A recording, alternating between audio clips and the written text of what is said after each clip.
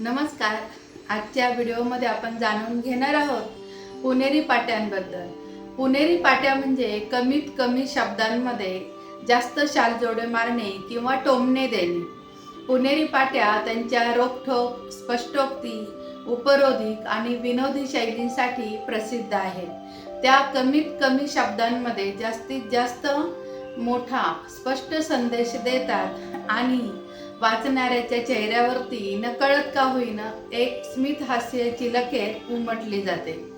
तर अशाच खुसखुशीत काही पुणेरी पाट्या आज आपण या ठिकाणी पाहूयात. फुकटचा सल्ला दिला जाणार नाही, कारण त्याची किंमत कोणीही करत नाही. या ठिकाणी फुकटचा सल्ला दिला जात नाही, कारण त्याची कोणी किंमत करीत नाही. वेळ आल्यावर लस जरूर टोचून घ्यावी.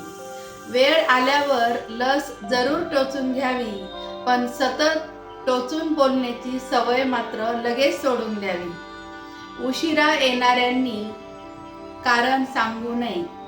उशिरा येणाऱ्यांनी काहीही सबब सांगू नये, कारण आम्ही अंदाजा लावण्यामध्ये तरबेज आहोत. आम्ही अंदाजा लावण्यामध्ये तरबेज आहोत. बेल वाजवा, आम्ही दारही उघडू. बेल वाजवा, आम्ही दार उघडू. दार ठोठावून आमचं घर हादरवू नका. दार ठोठावून घर हादरवू नका. इथे मी फक्त 2 मिनिटात येतो हा विनोद चालत नाही. इथे मी फक्त 2 मिनिटात येतो हा विनोद चालत नाही. काम असेल तरच या. काम असेल तरच या. अन्यत्र बसण्यासाठी पुणे शहरात बागा खूप मोठ्या प्रमाणात उपलब्ध आहेत. काम असेल तरच या, अन्यथा गप्पा मारण्यासाठी उपलब्ध मोठ्या प्रमाणामध्ये बाग बगीचा आहेत. इथे शहाणपणा शिकवू नये. इथे शहाणपणा शिकवू नये, आम्ही पदवीधर आहोत. इथे शहाणपणा शिकवू नये, आम्ही पदवीधर आहोत.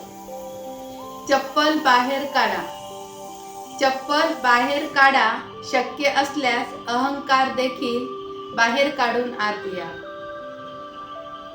स्वतःची स्तुती स्वतः करू नये.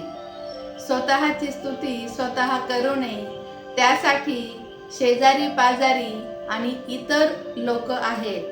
त्यासाठी शेजारी पाजारी आणि इतर लोक आहेत. स्वच्छता ठेवा, पुणे आपलेच आहे. स्वच्छता ठेवा, पुणे आपलेच आहे, कोण्या बाहेरच्यांचे नाही.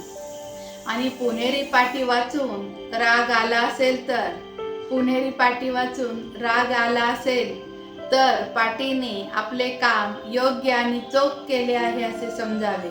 पुणेरी पाटी वाचून राग आल्यास पाटीने आपले काम चोख आणि रोख स्वरूपामध्ये केले आहे, बजावले आहे असे समजावे. क्रमशः यानंतर काही अशाच खुमासदार पुणेरी पाट्या आपण पुढील भागामध्ये पाहूयात. तोपर्यंत धन्यवाद.